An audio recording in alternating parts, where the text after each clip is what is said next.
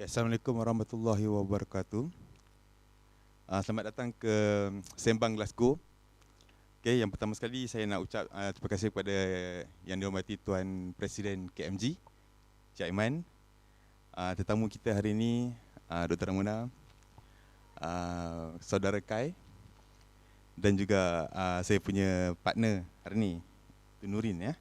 Okay, so untuk hari ini kita akan bincangkan mengenai forum untuk acara utama KMG hari ni.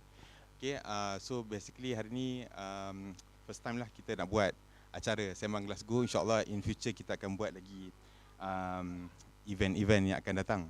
Okay.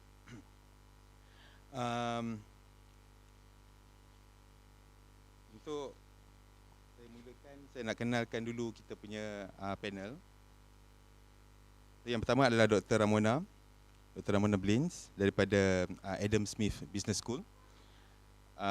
Beliau merupakan Senior Lecturer Master of Global Business and MBA MSc Euro-ASEAN Program Leader in Management. Okay, dan kita ada Saudara Muhammad Qaedi bin Nasir, Bachelor in Business Admin daripada University of Strathclyde, Year 2. Okay. So sedikit introduction tentang apa tu, what is inflation, kan? Apa yang kita nak bincangkan tentang inflation. So basically it means the price of goods and services has increased, basic understanding, and our purchasing power has declined as goods and services get more expensive and cost of living gets higher or at its worst lah. Okay, so having inflation could wipe up all our lifetime savings, kan? Kita punya savings boleh jadi an issues when inflation happens. And then so without us doing anything, our money in the bank is losing value very fast. So apa yang kita dah kena prepare in term of preparation of ourselves or the community itself. So kita nak bincangkan hari ini daripada segi perspektif daripada Scotland dan juga di Malaysia, apa yang kita sedang berlaku dan apa yang kita expect akan berlaku. So kita ada Dr. Ramona untuk cakap daripada segi akademik dan juga Kai untuk cakap daripada segi pengalaman beliau sebagai students. Okay, so without further ado, saya nak beri kepada Dr. Ramona untuk explain sedikit lah tentang apa itu inflation.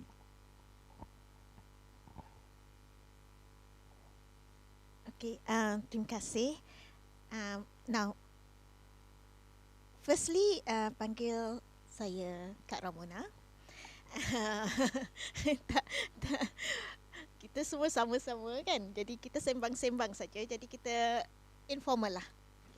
So, apa inflation ni? Tadi dah explain yang inflation basically means that the price is rising, the general price is rising, and normally inflation is measured by the consumer price index. Di Malaysia dan di UK akan di measure by the consumer price index, but in other countries there are other measures juga.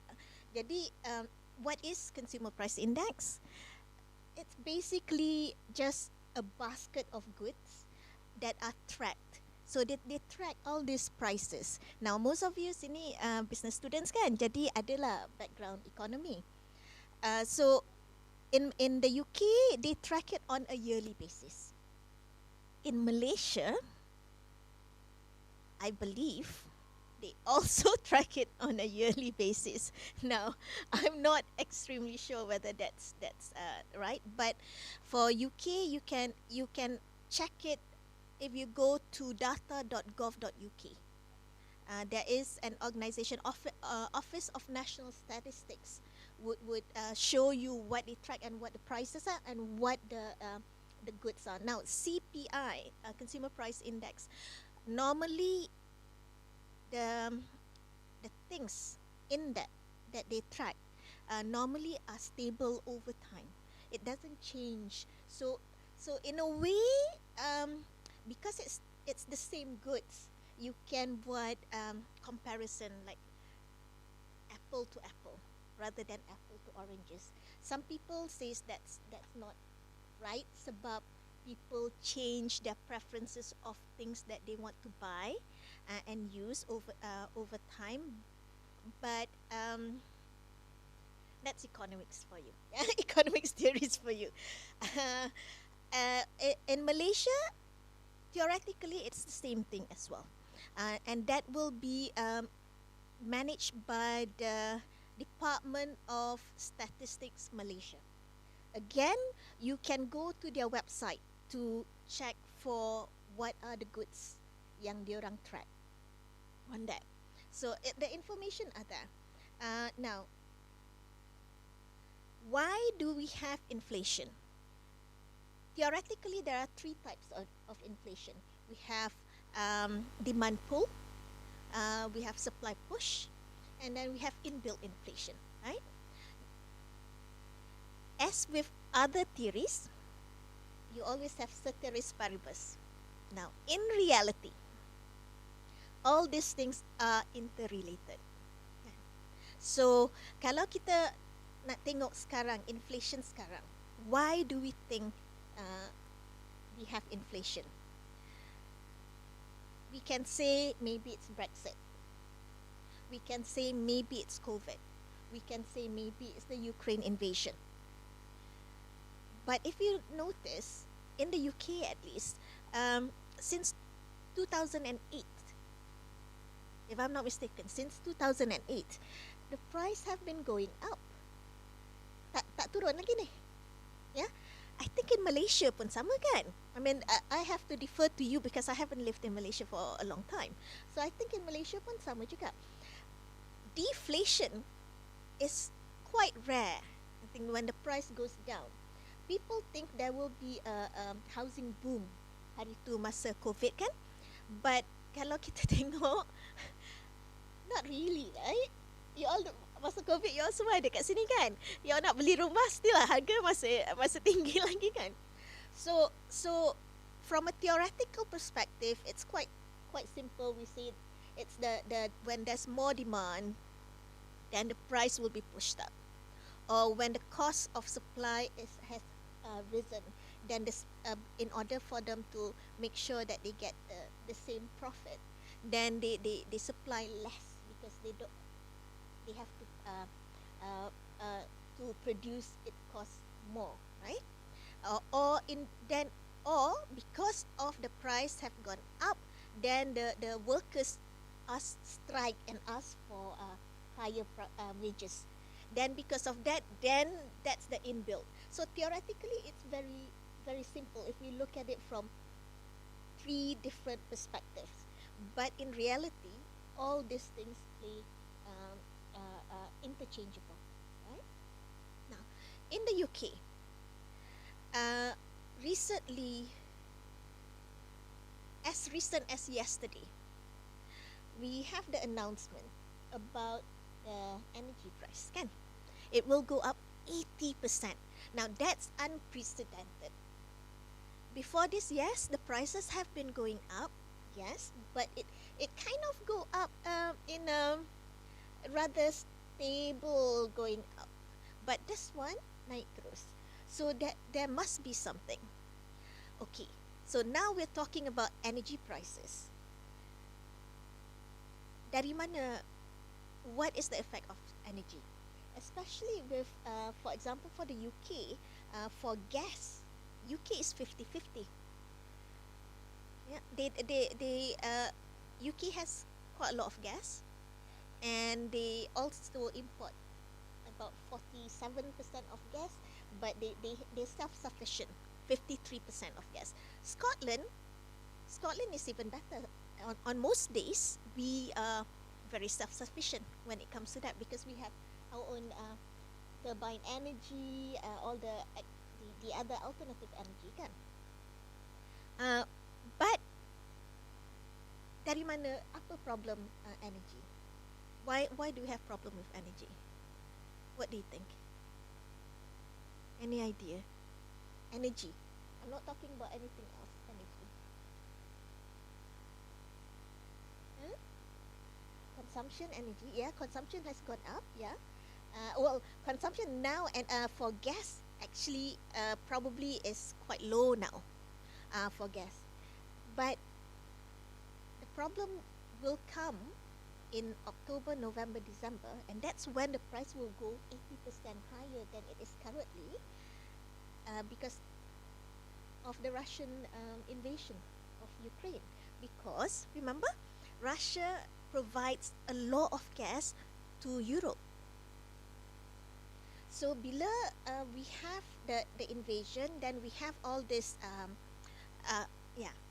So Russia cannot sell gas, and not that they cannot sell gas.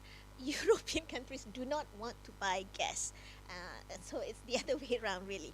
And they've been if you look at the news, they have been apa ni bakar the gas because they can't sell it. And they can see it as far as Finland. Finland can see that the gas kena bakar because where do you want to store that much gas kan? Of course, Russia cakap that it's not because they have extra they cannot sell the gas, blah blah blah. But there's always two sides of the story. So kita tak tahulah yang mana satu betul. But my feeling is that it must be because they can't get to sell those gases. Now, Malaysia, gas prices is not as important as when I say important, I'm talking about consumers kita ya. Let's not talk about business. Let's talk about consumer kita. In Malaysia, kalau tak ada gas, Malaysians tak mati. If I can be really frank, Malaysian tak mati. In the UK, in Europe, kalau tak ada gas, diorang mati. During winter. Sejuk. Yeah? So that's why the impact on the inflationary impact in the UK, in Europe, is much higher than it is in Malaysia right now. That's the main, one of the main increase in price is the energy price, is gas prices. So of course oil prices pun naik hari tu. Now ni dah steadily turun balik, and then I think now it's at a rather stable price. Yeah. So gas will impact the UK more than Malaysia. That's my personal opinion. Some people might say, might have different opinion, but that's my personal opinion based on the requirements of the people. Not the requirement of the business, but the requirement of the people. Now, oil prices, however, may impact Malaysia more than the UK. Now, Malaysia is trying to be net exporter of oil, of petroleum, but they have not been a net exporter of oil since I think 2014? They're net importer of oil, which is to us as Malaysian, kita terkejut jugalah sebab kita kita fikir kita ada banyak oil kan, but it's just that because it's different type of oil, and we in Malaysia consume more petrol. Everybody, you all ada berapa kereta seorang dekat Malaysia? Kat sini tak ada kereta kan? Kat sini maybe ada satu kereta. Kat Malaysia tiap-tiap orang yang adult mesti ada kereta. Right? Even so, one household has more than one car. So kita consume a lot of that. Whereas in the UK, a lot of people use public transportation. The only place they don't use public transportation is because they don't have easy access to public transportation.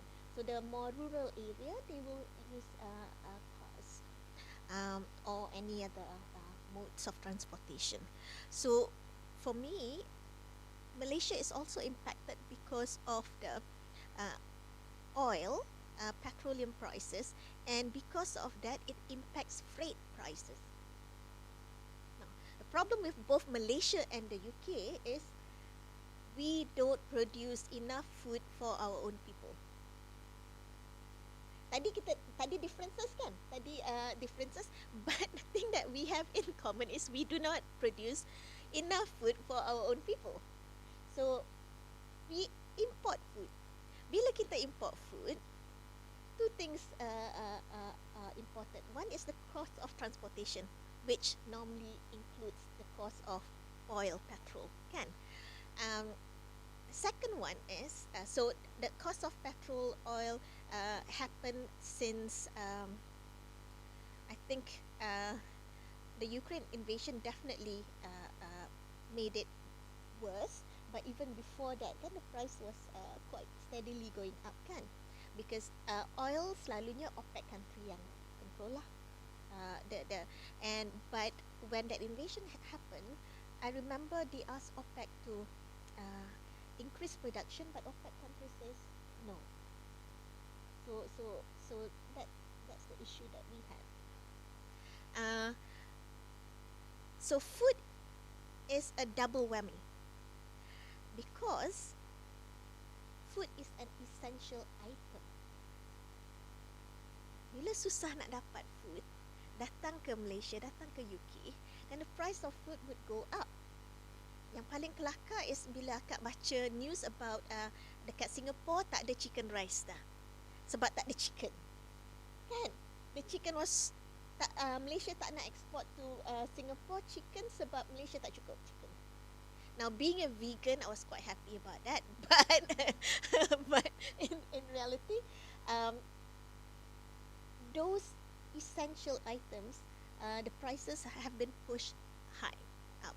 Now, how do we resolve it? Now, Malaysia has a lot of land, but most of Malaysia punya land kita guna untuk palm oil, right?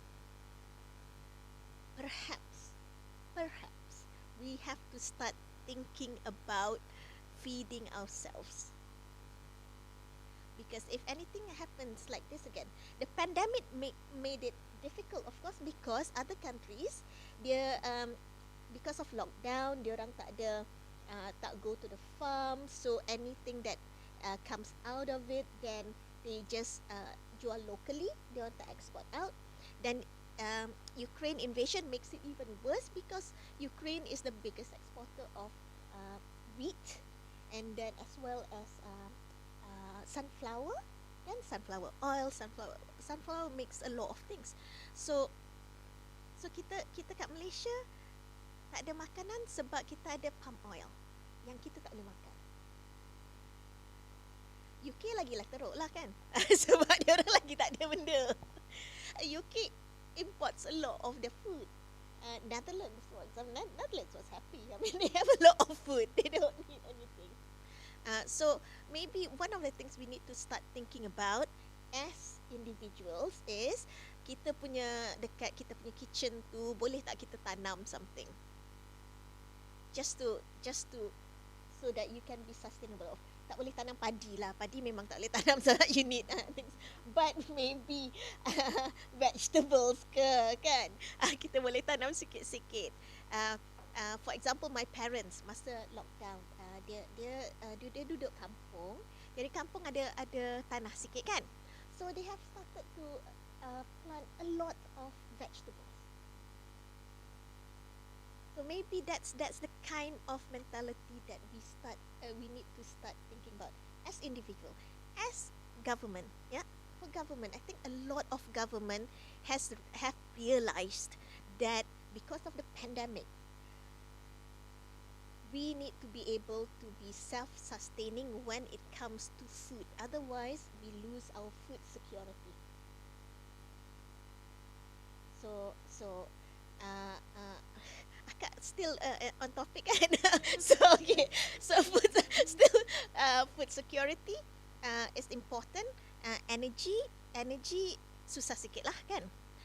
But I think for me, Malaysia has a lot of options for alternative energies as well. Now, my only reservation about alternative energy is kalau kita tak buat proper research, survey into it, we might then discriminate against some marginalized people or other creatures of the world. We might impact the environment more than we thought we would. For example, dam. Kat Malaysia kita banyak hydroelectric kan. But how do we get hydroelectric? Kita make sure that all the water go to the dam yang kita buat. So, now, there are people and animals who rely on the water that kita now dah move to the dam. Okay? And I noticed this when akak pergi visit orang asli village. Because orang asli, they will rely on, normally dia punya settlement dekat sebelah sungai. Because sungai would help them to be sustainable. Now, kita buat dam, kita move air dia. Jadi sungai dia kan air sikit saja. So those things kita kena consider when we want to do alternative energy. Sounds very good, but we still need to think about if hydro, how are we affecting the ecology, not just human ecology, but also the plants, also the animals. Now, solar. Another thing people say solar. What about solar? Okay, Scotland, maybe solar is not the best idea. Might not be the wind probably, but maybe not solar. But Malaysia, if every house has a solar energy, you can be self-sustaining, can't you? Betul tak? Jadi kita tak rely too much on that. Now, of course, a smart city, yeah, with smart city, those are the things that we need to think about. Self-sustaining from energy perspective as well as food security. But now there are some cities, smart cities, that they actually have ditanam food atas bangunan, right? Because sekarang food you don't really need soil anymore. You can do hydro, for example. Kan? So there are all these things that we can maybe slowly introduce in order for us to manage inflation. Otherwise, it keeps on going up because, like I said, the UK, the price keep on going up. Malaysia for oil, Malaysia tak rasa sangat sebab Malaysia heavily subsidized kan. You all drive kat sini tak? Do you drive here? Berapa petrol?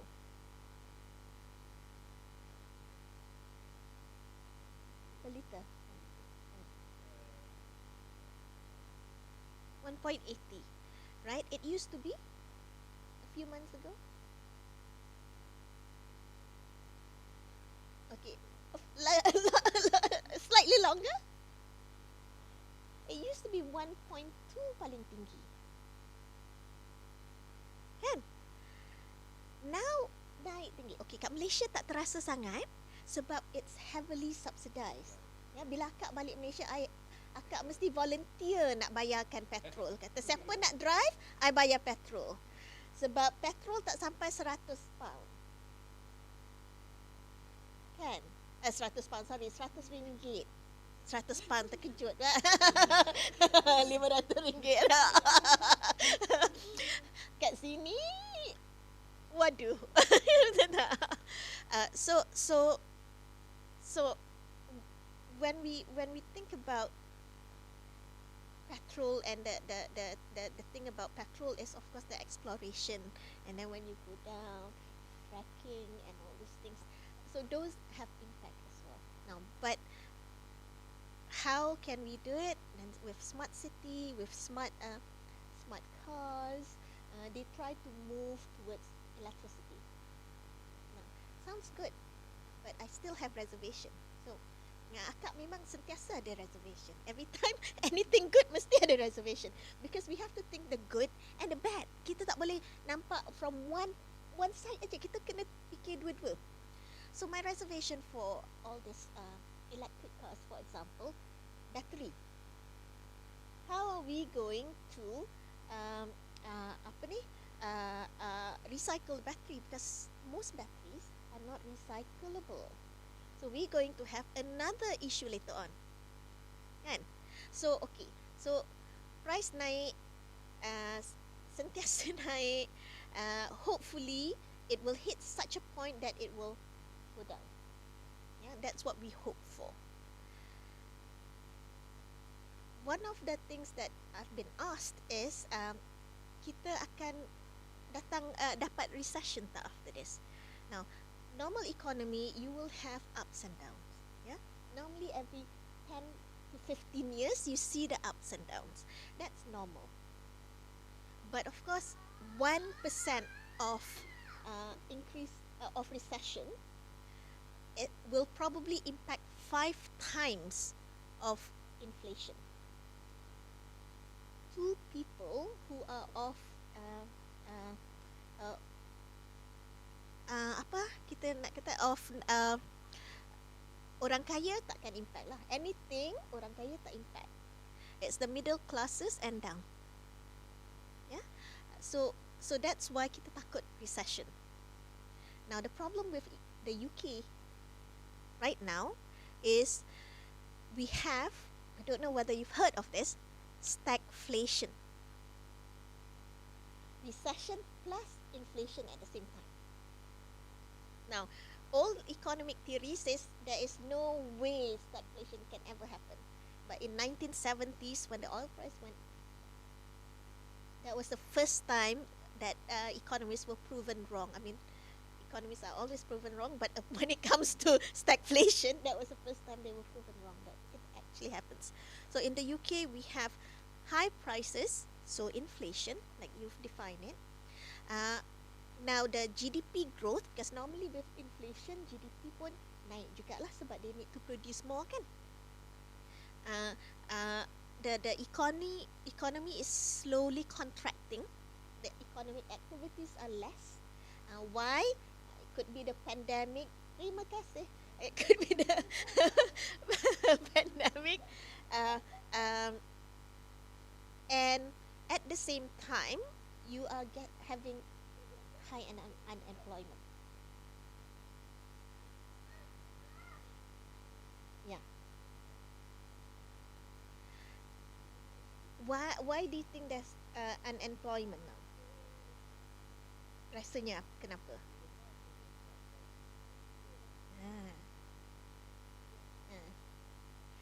Graduate sekarang, kita ramai sangat graduate, right? And because of the effects of Brexit, COVID, and Ukraine war, businesses find the cost of staying in business is quite high. So when it's quite high and they cannot then pass the cost to consumers, because consumers tak ada duit, kan, inflation kan, so your money, the value of your money dah less. So bila jadi tu, what can you do? You either fire people or you don't hire more people. So it's a problem that is going around and around. Now, of inflation, recession, stagflation is the most difficult to resolve. Jadi macam mana nak resolve, akak pun tak tahu. It will be a trial and error. Now, if you listen to Sunak and Liz Truss,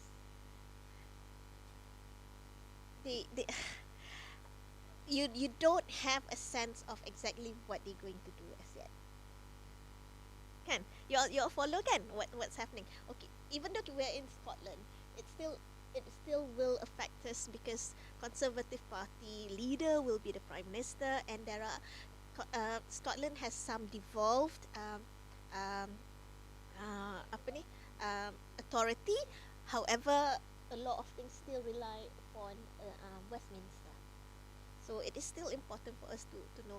But people do not know where and what they plan to do, because 2 weeks ago they check up this one, yesterday they said something else, so it keeps on changing. So we don't know when there is no certainty for FDIs, for example, or even banks.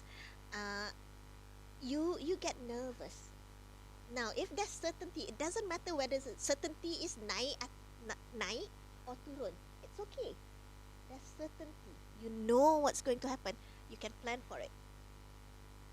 The issue is when there is no certainty, people say A and then later on they say, oh, no, no, no, we're not doing A, we're going to do B. That's when things get more complicated. Does it make sense? Yeah? Yeah? Does that help with your understanding of it? Okay, sorry. Thank you Kak Ramona. Okay, so tadi kita dengar Kak Ramona kata if energy tak ada dekat European country ni, people will die kan. So apa jadi kalau kat Malaysia tu biasanya apa? Apa tak ada kalau kita kerisau? Tak ada makanan. Lapang. Terus rasa mati. Okay, so thank you very much doktor tadi just share dengan kita what is about the inflation. So kita nak dengar perspektif students tentang what is actually happening in the country and then what are you planning to do. Okay, kita cuba saudara Kai. Assalamualaikum everyone. Saya sebenarnya segan hari ni dijemput. So saya biasa-biasa sitting on the same stage with like very great people. So saya Kai, orang call me Kai. I'm actually a representative for Strathclyde University Malaysian Society. Even though saya budak business, tapi my economic knowledge is very basic lah. But so today I'm just going to like state some problems in student perspective in terms of inflation. So I guess the thing yang macam still like trending at this very moment for student is about accommodation, because like right now even KMG and some stocks sendiri pun sedang like helping freshers to get house because they have bought their flight tickets but tak ada rumah. So datang sini nak duduk mana? Probably duduk hostel or duduk Airbnb. So I mean if you are an undergrad student, you're coming alone, easy lah for you to like either tumpang rumah sini or duduk hostel. But what if you're a family or like a postgrad students yang coming with it or partners and stuff? So it's kind of hard. And considering the housing market right now is like very bad, even in the rental market. We were handling freshers right now and they said that, I just chatted with a freshers pagi tadi, dia cakap, I'm kind of sad that duit allowance yang dia dapat habis like 70%, 60% to accommodation. So I said, unfortunately, welcome to Glasgow. Yeah, like I have friends from London, they say that I guess 90% of their allowance are already finished in accommodation lah. So at this moment accommodation and like okay, contoh for people yang already here, diorang punya sewa akan naik in several months, like around 30% to 50% naik. Like contoh for example dulu your sewa was 400, now boleh jadi 480, boleh jadi 500. Kalau you duduk student accommodation tu mungkin tak naik lah, tapi kalau you duduk like private flats probably akan naik lah kan. So macam student are very worried. Macam I think we all know the issues several months ago. I was back in Malaysia but Abang Aiman was fighting for students allowance to naik, right? And that issue kinda rise in Malaysia. Sebab student in Malaysia said that even people in Malaysia, student in Malaysia pun tak ada duit nak cari makan, tak ada duit nak ni, nak duduk. So macam diorang tak dapat allowance macam kita. Tiba-tiba kita nak anak tirikan student Malaysia di Malaysia sendiri. But I guess it's not, kita bukan anak tiri kan. I guess like we as in Malaysia, student in Malaysia lah I'm saying, our small community is our family here. So macam kalau kita tak ada duit nak makan kat sini, kalau tak ada duit nak hidup, we don't have anyone we can rely on. I'm not saying like problem in Malaysia is like kita kena ketepikan, because like we have lots of problem at this moment, right? But I'm saying that student right now in the UK, in a foreign land, is having problem to to live itself, like because the basic needs such as accommodation is not being filled, right? So even though the people I represented probably bukan in a business background or anything, I guess inflation itself in everywhere in the world is affecting everyone. So that's on student perspective on accommodation lah. Okay. Okay. So about daily expenses pula. Let's say I'm 21 this year. I am 21. Okay. I'm 21 this year. So for guys my age, kita orang don't usually cook. Okay. Not usually lah, not usually. I cook.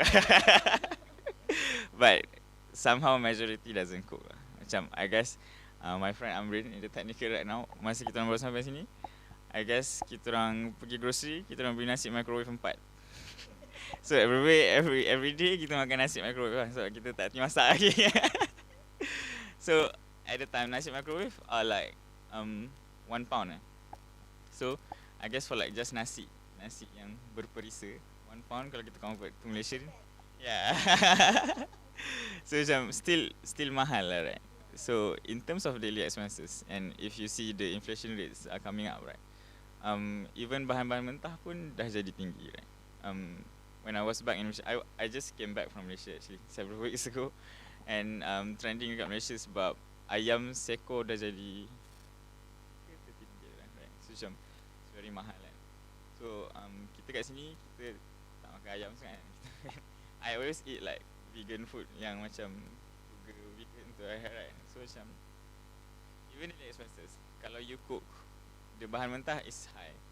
So contohlah my allowance was 800. Kalau I dah guna like 60% of it for my accommodation, my daily expenses akan jadi like terlalu, not terlalu sikit, but sikit lah for me. So macam contoh I ada 200 lebih. So I memang tak mampu lah untuk keluar jalan-jalan ke makan luar ke apa. So macam if I want to like live a life, I need to take part-time jobs. I need to like learn to make money here lah. I have friends yang contoh our allowance was 800, dia punya accommodation tak boleh bayar monthly. So he needs to pay 700 per month. 700 like one off lah. So he only have 100 for living. So macam 100 to live, I think kalau I ada RM100 untuk hidup kat Malaysia pun I tak mampu hidup RM100, right? So macam it's very high lah. Okay, I guess kalau in terms of the expenses, it includes transportation also. Kalau for people yang macam, sebab our university is in city centre, some people tak mampu hidup di city centre lah. So we need to like commute to work. I live in, not like in Clyde River, I live around Clyde River. Okay. I can walk 15 minutes, and people my age 22 below, we can have free bus. But for people living outside and people living like macam student yang more than 22, 23, 24, like normally postgraduate student or undergraduate student yang macam lambat ambil degree, they don't need to pay for bus, they don't need to pay for Uber is very mahal here, right? So I only take go there fast at that time. But one time you naik bus dah £1 something, right? Even more, right? So macam even transportation is high lah. And okay, public transport here is very accessible, right? Macam masa I came here, macam okay, everything is walking distance, and if I want to go somewhere far, I can go by bus. But in Malaysia back then when I was in KPM, College Professional Mara, I need to find a friend that have a car, and kita macam kena tong-tong minyak kan. So even my rumah sewa at the time was like 30 minutes walk from my college. So transportation in Malaysia itself is very high. When we study here, we can access the public transport, but still transportation is somewhat expensive lah. The inflation is like our allowance, kita kena macam budget betul-betul lah for transportation and daily expenses.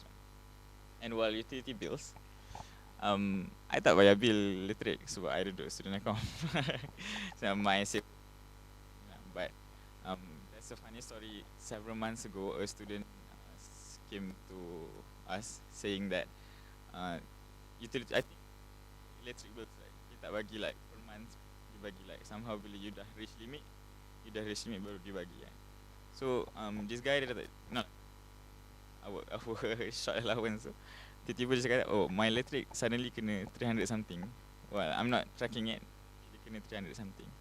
So that kind of problem is like very merisaukan lah untuk student kan. So macam kalau I need to pay electric, macam mana I nak makan?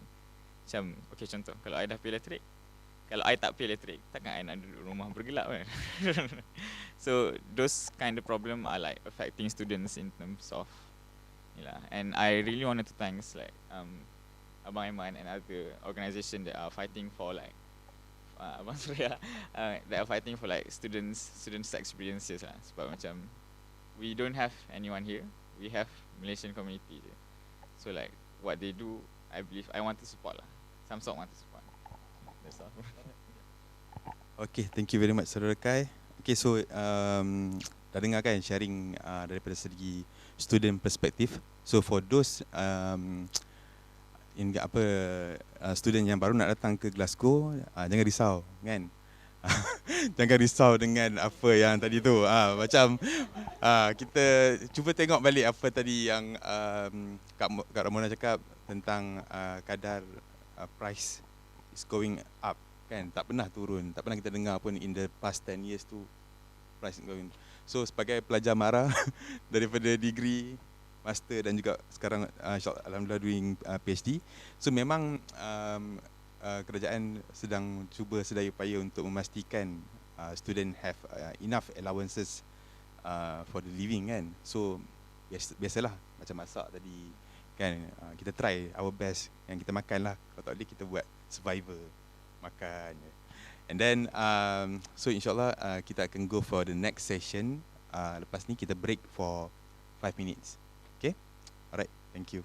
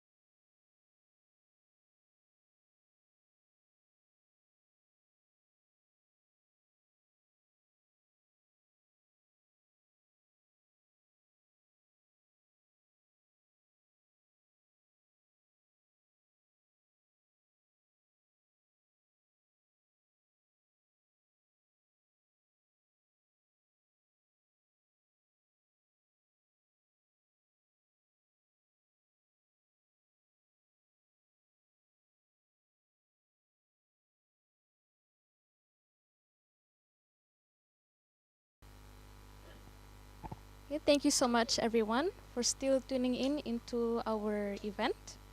So on this second section, it's more of about the practical side, which is what can we do in order to overcome inflation. And so, my name is Noreen. I'm studying biomedical science, fourth year undergraduate in Glasgow Caledonian University. I'm one of the moderators, as well as Hidir, which is doing PhD in management science. And so for Kak Ramona, so basically, many of us who are living in Glasgow, especially those who are having a family, we're just wondering on how can we survive in this economic challenge. And so I would like to ask, based on your experience and expertise, what are the financial preparations or financial savings that we can do in order to go through this inflation? So for instance, whether in terms of our personal savings, investments, loans, or debts. So those are the examples. But I would like to ask from your, opinion. Okay. This is purely my own opinion and perspective. Some of it would be supported by academic research, but most of it would be my own experience. Yeah. So when I first came to Scotland as a student, long time ago, I came with a family as well. Well, when I say family, husband, husband and 3 cats. One of the cats handicapped. So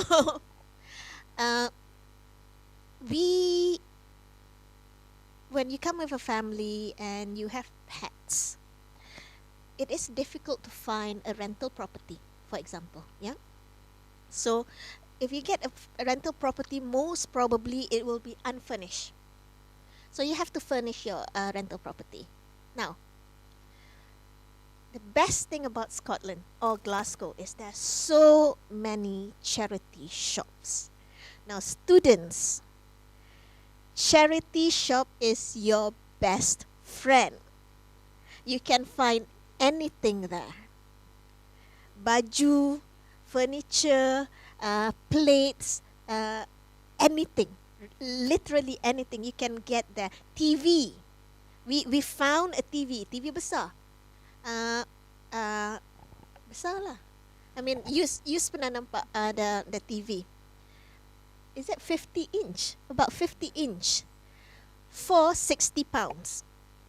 Charity shop. So, for students, if you want to buy things in this kind of inflation, go to charity shop. Yeah. Now for electricity, because I recognize the fact that electricity and gas in some houses, they don't use gas, they use only electricity. So you will get impacted on the electricity even though you're not impacted on gas. So what do? Especially kita datang dari Malaysia kan sejuk. Kalau dekat student accommodation tak apa. Whatever you pay, dah masuk semua. 24 hours nak letak heater pun tak apa. Pergi Argos or charity shop, beli heater yang murah tu, switch on. That's fine. Tapi jangan what do you call it, try to sidai baju atas heater, okay? Because that's dangerous. So student accommodation all in. Tak payah fikir yang lain. You just all in, and I think in some universities, I know with Glasgow, Wi-Fi pun masuk, gym pun masuk, so it's easy. Now, but if you go to private accommodation, and if it's unfurnished, just furnish it with something from a charity shop. Secondly, the electricity, the gas. Not just kita perlu buat gini, but even anybody in Europe. If you notice, kita Malaysian kan selalu onkan heater. But if you notice, orang sini dia pakai baju with a lot of layers. Because kalau panas dia buka satu layer. Kalau sejuk dia pasang lagi. So dekat rumah, instead of encouraging heating, the best thing for you to do is pakai layers. Ya, kita tak biasa sebab kita Malaysian kan satu layer je kan. Kalau tak panas sangat, aircon pula kita extra lah. So that's for heating. Now, masak kena belajar sebelum datang Glasgow. Kena belajar masak. Tak kisah lelaki, tak kisah perempuan, tak kisahlah. Dah kahwin ke belum kahwin ke. Kalau dah kahwin, jangan expect wife aja. Husband pun kena belajar masak. Okay. my anak saudara is arriving on Monday. 2 weeks ago dia cakap, Long, I'm getting my visa. So apa tip Mak Long untuk because he's going to Herod Ward. Yeah. Unfortunately, my dad was a Herod Ward graduate. So Mak Long Glasgow graduate, somehow tak jalan pergi nak ikut atuk juga. So dia tanya Mak Long, I'm coming to Scotland. What is your tip? What do I need to do? You know what I said to him? Belajar masak. Dia kata, aloh. Sebab kat Malaysia kan kita makan, mana ada masak kan? Makan kat luar. But when you come here, nak makan kat luar, sebulan sekali lah kot. Ya? Yeah? So kena belajar masak. So that's the thing. Now, macam mana nak beli barang? Okay, Uncle Lim ada untuk beli rice cooker or any Malaysian stuff. Uncle Lim ada. Slightly mahal. I love Uncle Lim because akak selalu pergi kat saya beli barang dekat Uncle Lim. However, what you can do is pergi macam Lidl, Aldi, Iceland, and there are places bila dia ada macam clearance. Go to the clearance and buy them. Yang dulu ada Siwu. I think Siwu sekarang dah nak tutup kan? I used to go to Siwu and pergi the clearance and beli 1 kilogram of mushroom for 80p.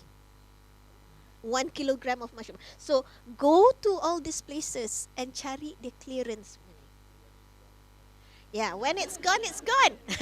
So you make sure when you go there, you get it. Okay. Of course, there's also places like Costco, but Asda okay lah, but still I think I would go for Lidl or Aldi or Iceland. Tempat tu. Farm foods, okay. Farm food, okay.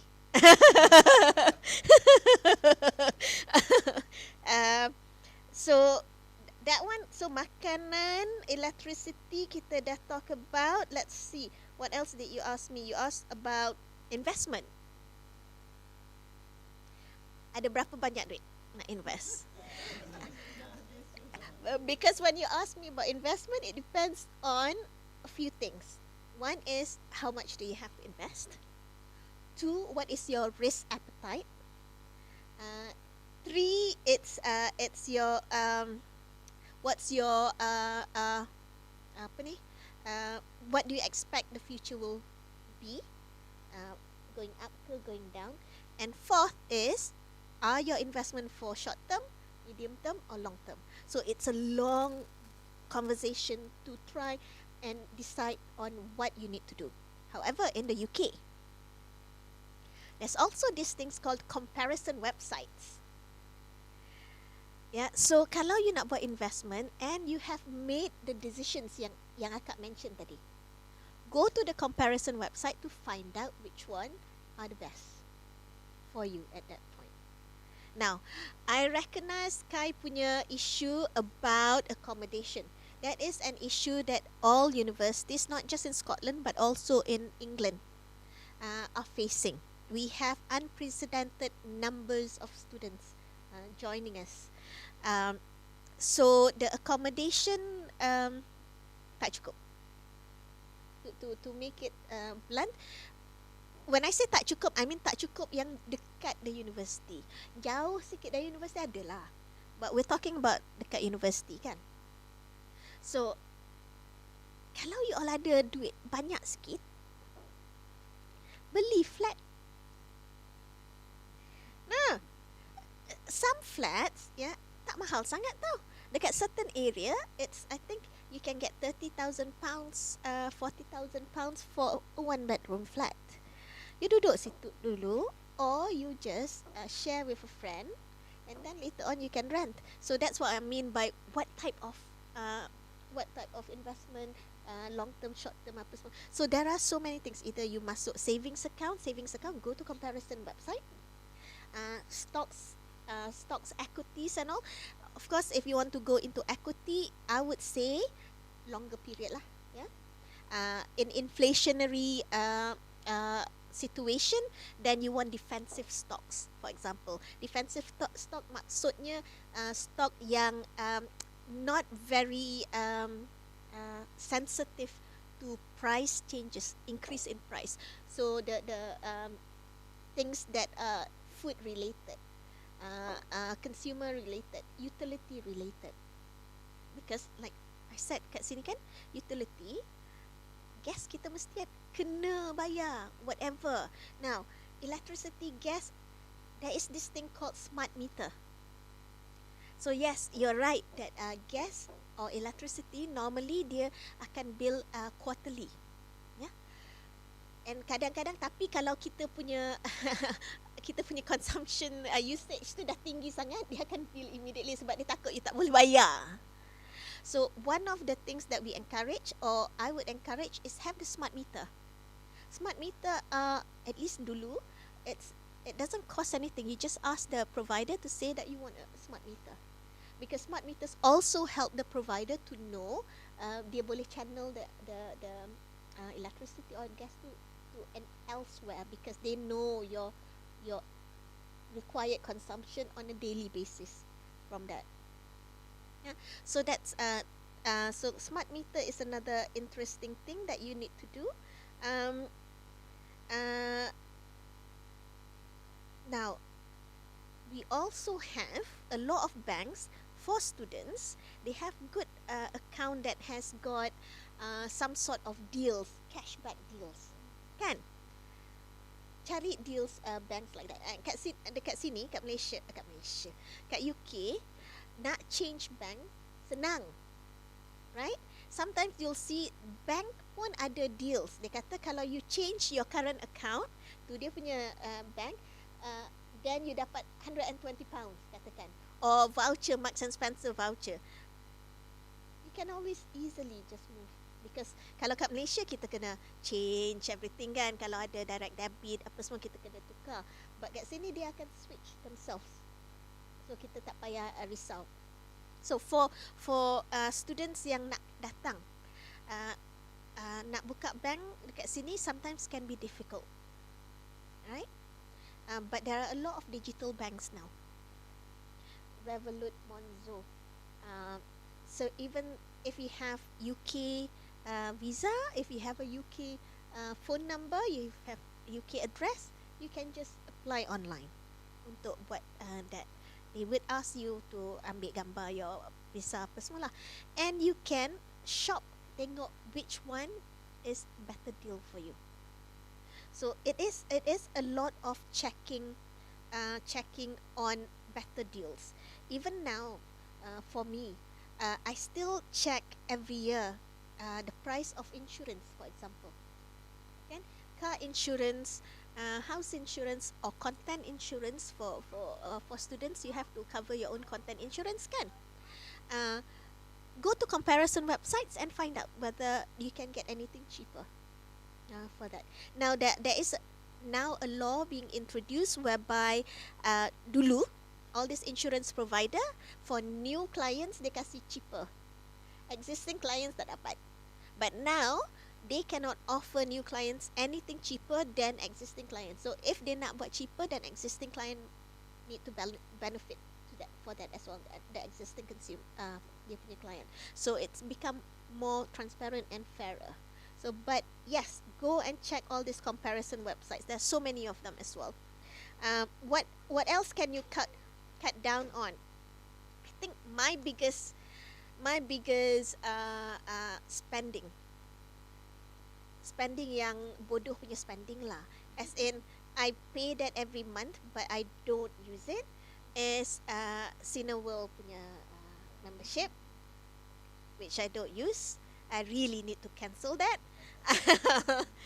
And the other one is your TV. Not TV license. TV license you have to pay for it. Kalau nak tengok TV, subscription.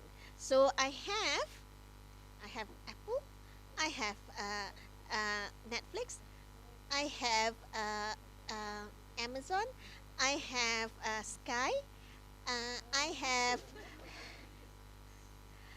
Disney Plus tak ada lagi. Tak ada. Itu satu je tak ada. And then I have BT Sports, I have Sky Sports. So that's expensive. Now I know, I shouldn't be saying this. I know we're not supposed to be sharing logins, for all these things. Don't do that tau, illegal. However, if you're in the same household, in the same house, you share house kan, you all take turns lah siapa ni, rather than one person beli. Right, okay. So cannot share that, but you can go to houses, share dengan gitu. Dah tu kereta you all tak jarang kereta kan. Okay, which is good. In Glasgow, you literally can walk nearly everywhere. Unless you move out of Glasgow, then tu yang susah sikit. You have to take bus or train. But kalau within Glasgow, I used to live in West End, but then I would come to city centre. I walk 45 minutes because short legs. Jadi jalan, tapi kita tak berpeluh. Jadi it's comfortable. Yes, it can be cold, but you pakai lace. So, but now there's also this option of you getting a second-hand bicycle, car. A bicycle, so you can cycle kan mana. Okay, better exercise sebab Glasgow is a little bit hilly. Yeah, don't go through Pitt Street, for example. Go down Pitt Street boleh, go up Pitt Street maybe tak boleh lah, kena tolak bicycle tu, unless you have electric bicycle. But those are the small things that you can do. I mean, the good thing about Scotland is untuk anak-anak sekolah free. Unless anak you bawah umur 3 tahun kan. 3 tahun then that's a problem. Anak kecil sangat jangan bawa. Lepas umur 3 then okay, because sekolah is free, they can you can just send them. And another good thing about Scotland is medical, health, all free. Yes, I understand that you, but bila apply visa dulu dah ada bayar dan ni, but when you compare what you have to pay and what you get, it's worth it lah. It's cheaper kan. So I think that is, let me just check whether there's anything else I want to say about how to save some money. Yeah, I think that's basically it. But the most important thing yang nak datang, belajar masak. Okay, that's the most important thing. Thank you. Yeah, the main takeaway. Thank you so much, Dr. Ramona. And also quite curious for Qaedi as well. For you, would like to ask about how can you save as a student here living in Glasgow. So those who are who are planning to come here or existing student know how to manage their financial.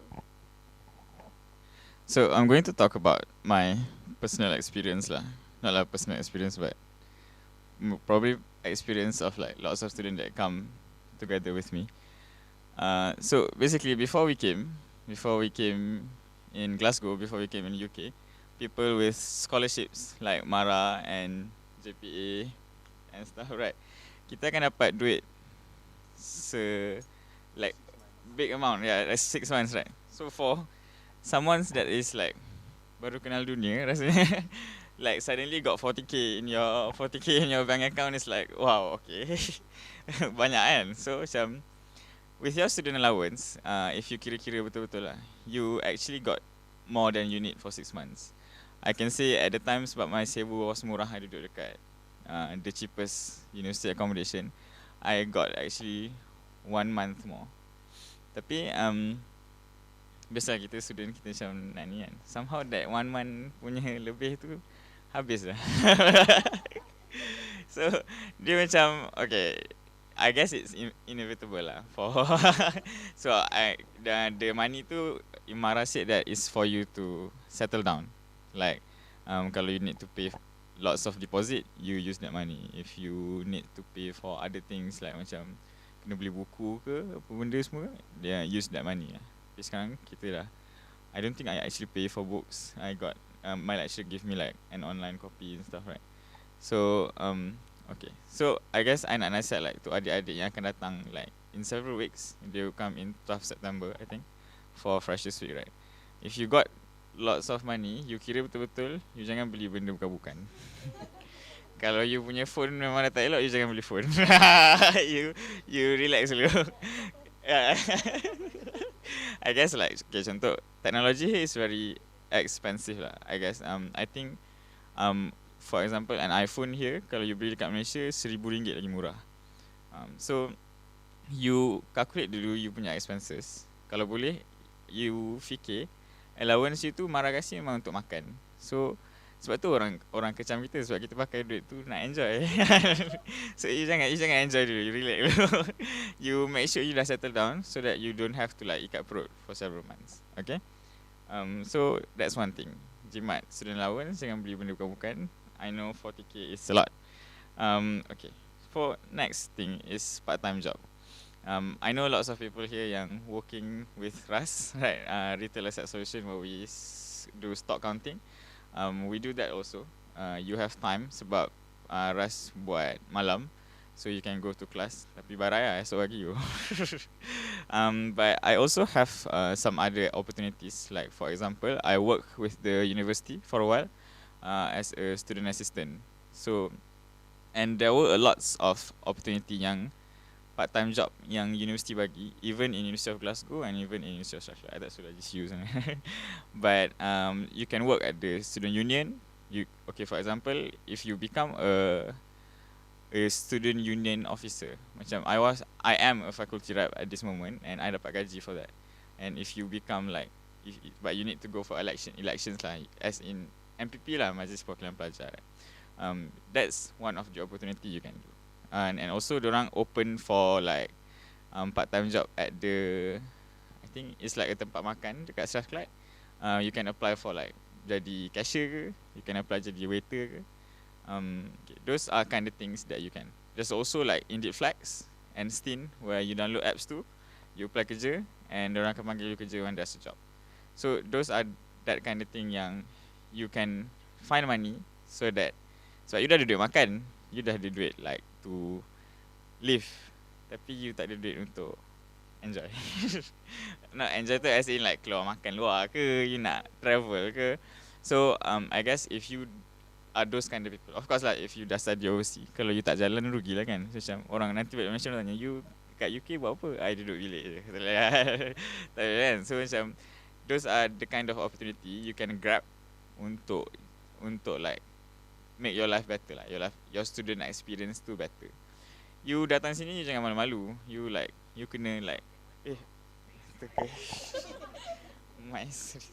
you datang sini, you jangan malu-malu sebab you datang sini as a student in Malaysia. You need to kenal more people, you need to grab opportunity, you need to mingle with all the locals, with all the Malaysian community. Even like kalau you jumpa orang daripada Singapore ke Brunei ke, you berkawan saja. Sebab with lots of networks, you can get lots of opportunities and experience. And also in terms of personal expensive, just as Kak Ramona cakap, kena belajar masak. That's one of it lah. You kena belajar masak, you tak boleh boros-boros. And I guess it's tempting lah untuk makan luar nowadays sebab Glasgow senang, it's very easy to find halal food, right? In terms of like, I guess Jepun bawah ni makanan Jepun pun kita orang suka pergi. But then you makan luar around 10 pound to 20 pound per day. Takkan you nak makan every day kan. So macam satu minggu dah 100 kan. So you need to learn to berjimat lah basically. I guess even if you study in Malaysia, you kena berjimat juga kan. So why I'm very very sure some people would say I would not get culture shock here. But I can assure you, living in another country, you would get culture shock at first. For like 1 to 2 months macam, oh you tengok orang kulit putih, you tengok their culture here, you would be like tempted to like socialize and stuff. But you need to ukur baju di badan sendiri lah basically. Yes, Now, it is good that I think one of the reason why you come here to another country is to learn the culture of the country. There is no point of view datang to another country, not just the UK, any country, and you do not get to know locals and other people. Now, when you go to pubs and all those things, you don't have to drink. You don't have to spend a lot of money. You can just buy one Coke and it will last for hours. Doesn't matter, yeah. But then you can learn about the other people. So that's a very good idea, saying that. And another thing, because tadi akak tak touch on part-time job. Dekat university banyak part-time job. PhD students, for example, tap on your supervisor's shoulder and say like, can I be a tutor? Can I be a GTA? Because it's not just this experience or the money, but it also helps with your experience. Later on, if you want to go back into academia, bila ni kan, then you already have all these things. Now, get involved in a lot of things at the university. There are a lot of internship, not just internship dekat the food court or anything.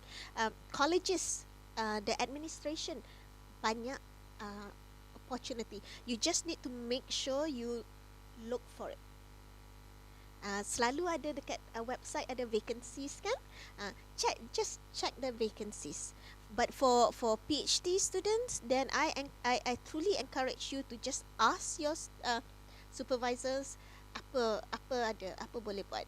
I mean, I get all my supervisee not because it's cheap labor, not but I ask my supervisee, dia nak tutor my courses tak, dia nak belajar marking tak, because it's up to them whether they want it, but I would give them the opportunity to do that.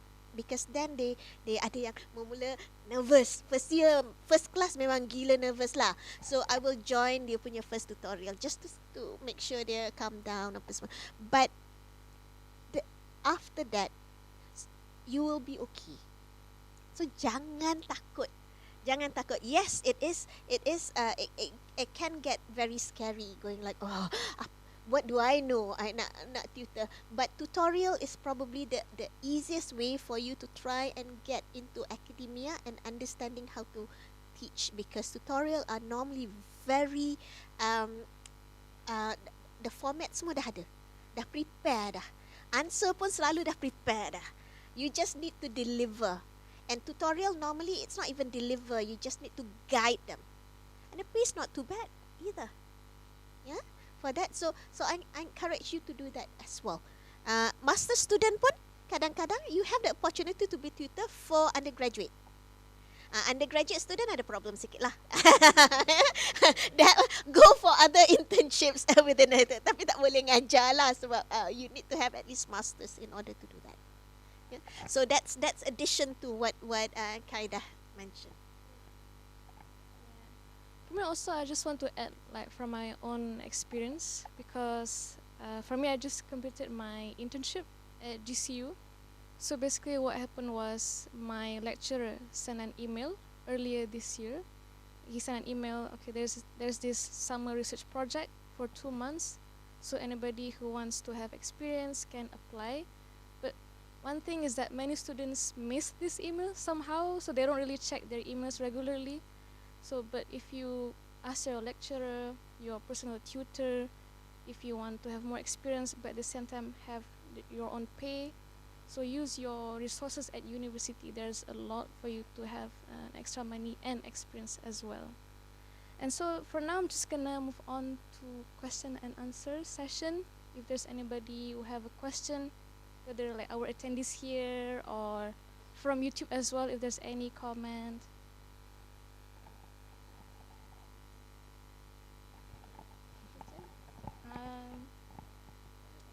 Okay, one question. Okay, tadi kita cakap pasal bank kan, Doktor Kak Ramona. Nampak kita Malaysian macam ni tau. Nanti bila datang ke UK nanti baru tahu. Nanti kita dah cakap dengan supervisor kita panggil nama je. Dia tak suka pun kita panggil doktor ataupun profesor ke apa ke. Okay, so Kak Ramona, saya nak cakap sikit pasal the recent news in Malaysia. They are talking about OPR, overnight policy rate ataupun kadar dasar semalaman. They are mentioned that kadar dasar semalaman ni boleh bantu kawal inflasi. Okay, so basically Malaysian has start to increase 25 mata asas, and UK also have follows in the recently that they increase another 100 mata asas. Some other country as well like US 150, New Zealand 125, South Korea 75, India 90 and Philippines 50 mata asas. So boleh tak Dr.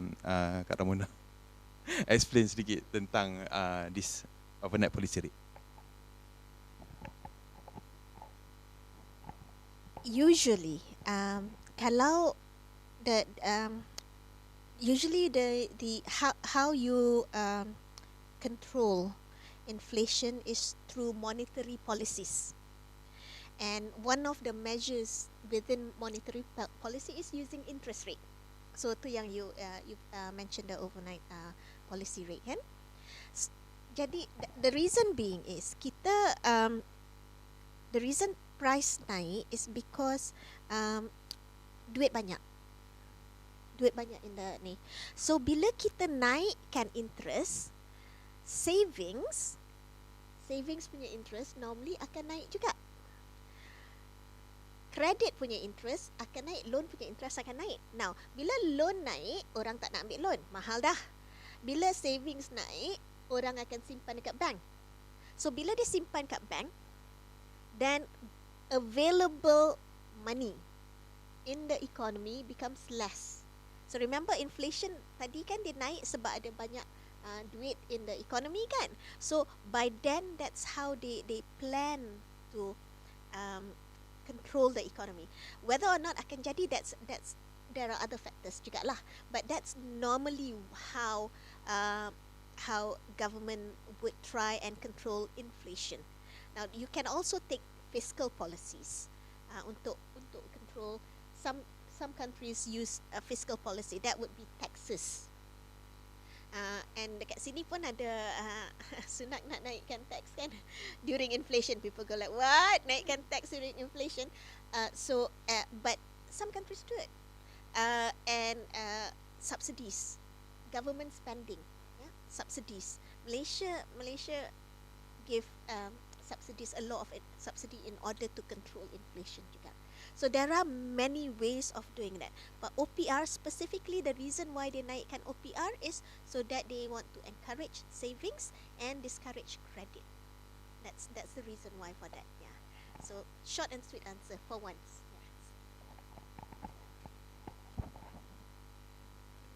Another question or there's okay, if there's no any more question. Oh, there's one more. Okay, the timer.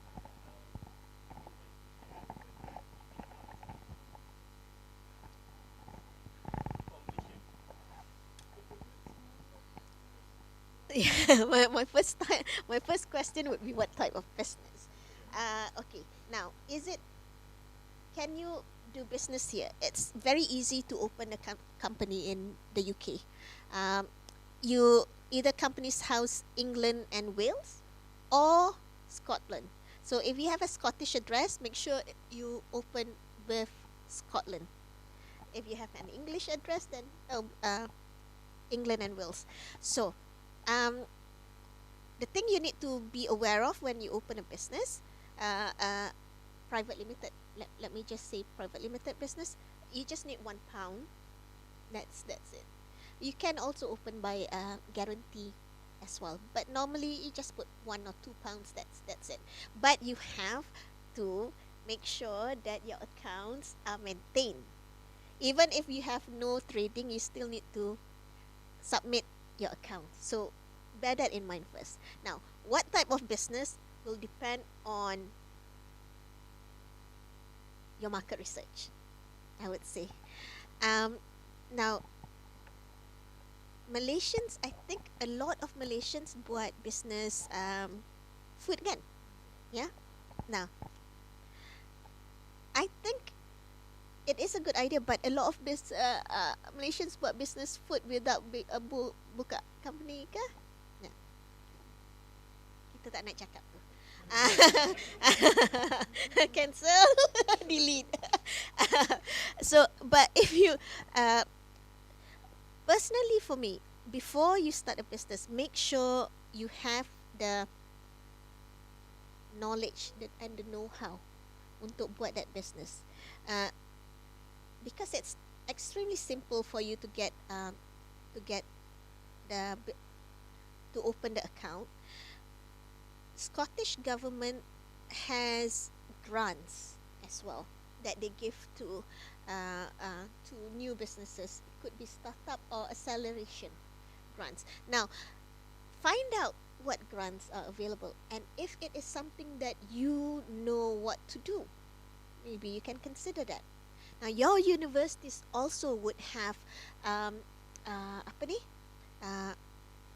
macam either clubs or university supported society yang encourage you buat business, think about businesses, and then they will help with finding grants, for example. Because I remember masa akak dulu buat PhD, and when we were finishing PhD, we were talking about starting a consultancy.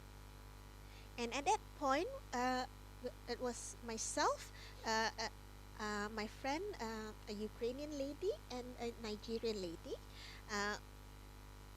Both of the three of us, two of us have experience working before.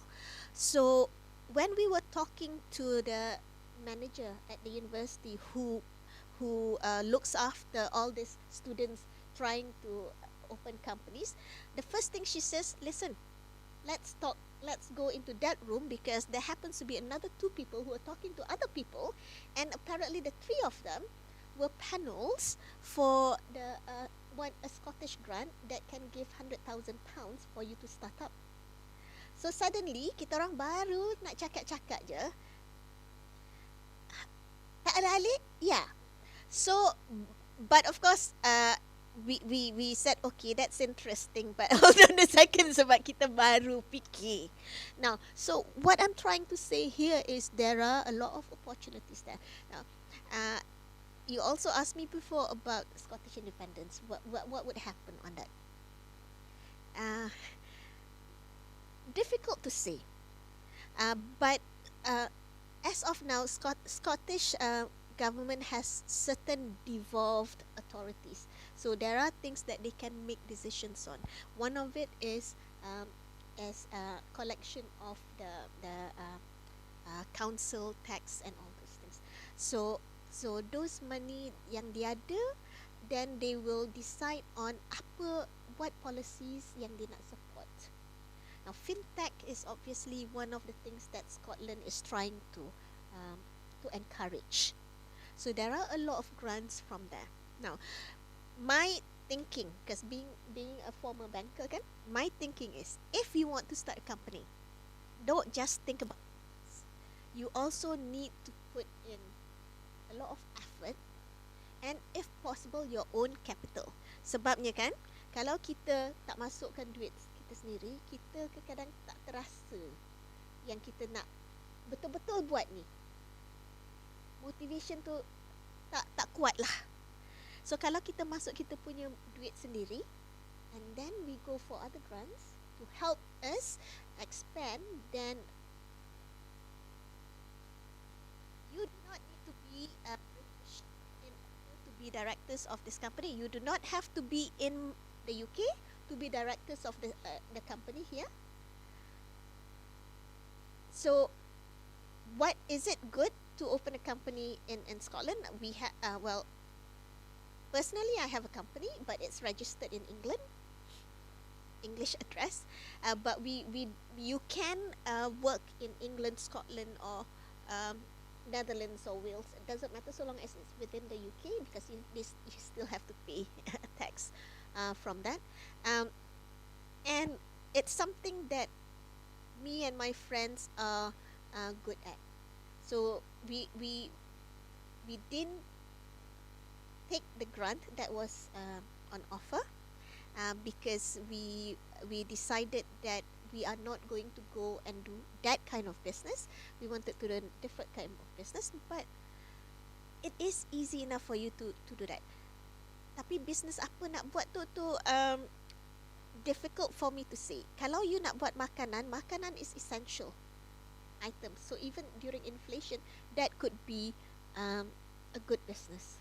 Now, but how you nak deliver food is very takes a lot of time consuming.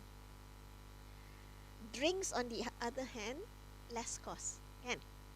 So picky you ada time ke tak nak buat tu. Or if you already have experience, macam you all pernah ngajar dulu, or pernah jadi tutor, or you have work experience before and you then want to do that business, yeah, why not?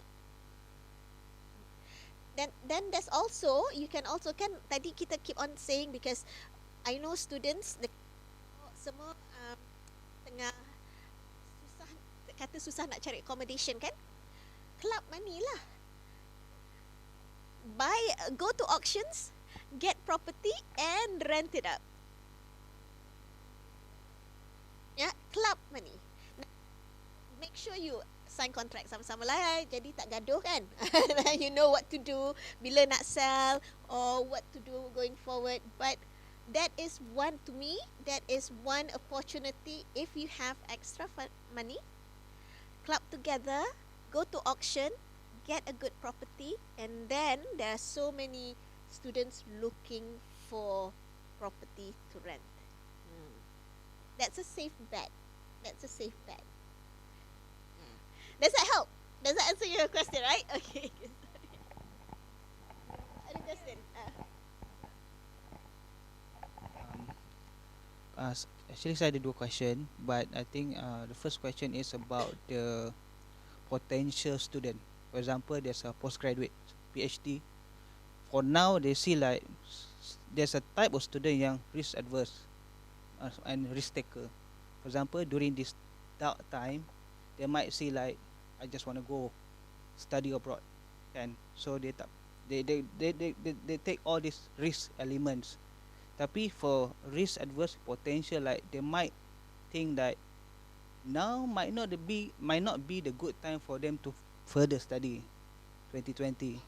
So when will we see light from the tunnel? So satulah, maybe for some of them like SPM level who have very good grade and results, but they might go for diploma first because of the kind of inflation risk. So they have that intention to further study. So when is the appropriate time for them to further study lah? So either you do degree or postgraduate, master, PhD. A second question, like we're talking about inflation based on UK and Malaysia, right? So for example, like now Turkey, like they have reached to 80% of inflation, and they already have inflation happening before COVID. So like I think they're more suffer, right? But how are they going to do? What do you think? It's less about us lah. But Okay, let's do the first one. um, when's the best time to study? Now, there's no best time to study. Studying is getting knowledge. Now, you need to want to get knowledge. If you do not want to get that knowledge, and if your intention is just because you want that paper, then there are other ways for you to get money. Yeah? Legal ways lah, I'm talking about legal ways. Sebab I tengok muka kat sini dah gerak. Legal ways. For one thing, you can, maybe you're interested in being an entrepreneur. Maybe you're interested in being a singer, a painter, whatever. Yeah, there are. So, for me, I would encourage people who wants to learn. And when is the best time? It is up to you. When is the best time? Now, what I think you're asking me is, a lot of people study in order to get a job. And when we have recession, then there is problem with getting jobs, right? Now, one of the things Kak Yus and I pun panggil dia Kak Yus dah, even though she's younger than me.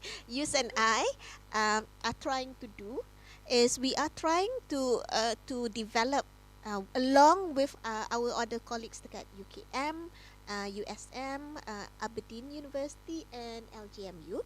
We're trying to develop a way in order to help school leavers, sebab school mandatory kan, school leavers as well as graduates, to change their paradigm in order for them to be more open to be entrepreneurial.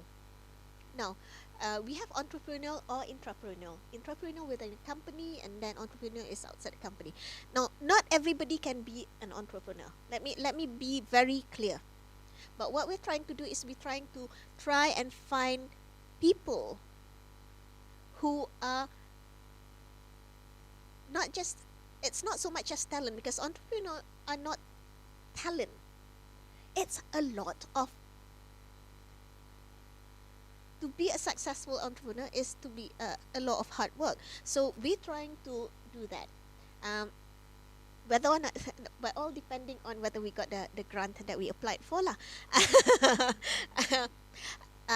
But that's one way. So for if you want to study untuk dapat kerja, now that should not be the attitude.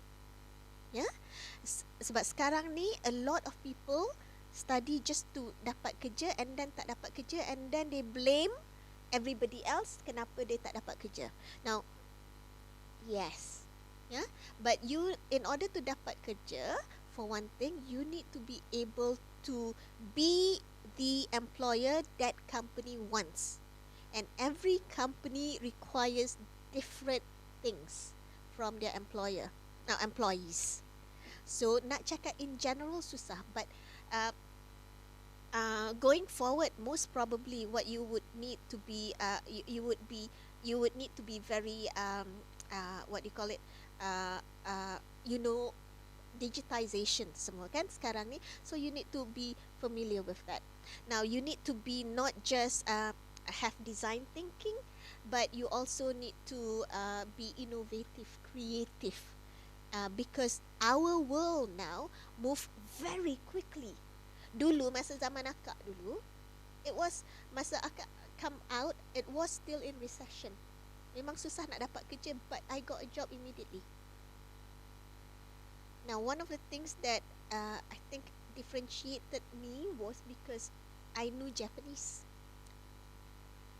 So try and find things that will differentiate you, and then tengok now ni bagaimana, the biggest trade partner for Malaysia, kalau nak balik Malaysia, is China. Kat Glasgow ramai Chinese students. Kawan lah dengan diorang. Find out what is important to them, right?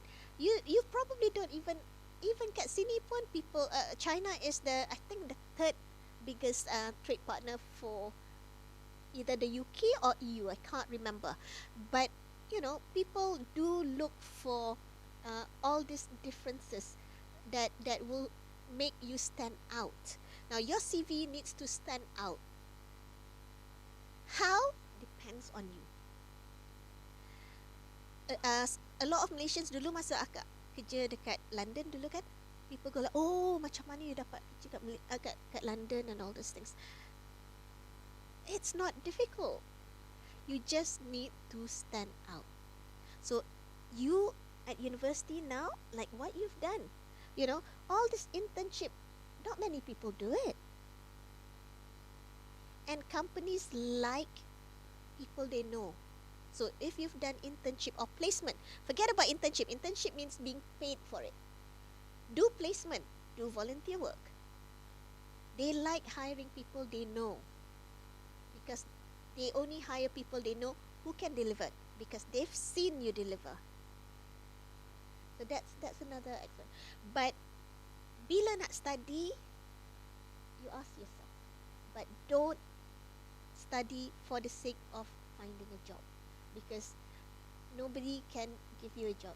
You yourself need to be able to be ready for the job in order to get a job. Yeah, make sense, kan?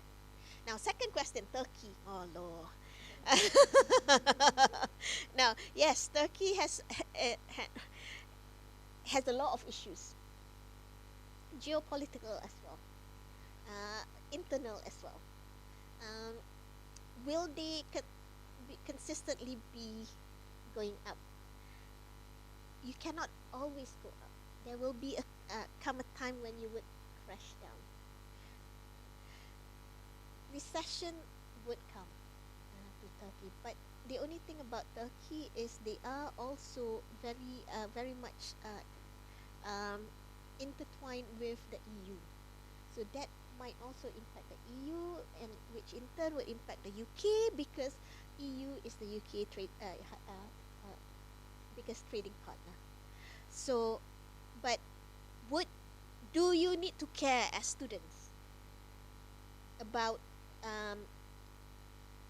what happened to the economy of Scotland when you come and study here? Don't worry, the universities will always be there. Glasgow has been in existence since 1451, I think. Yeah, that's that's a lot of years.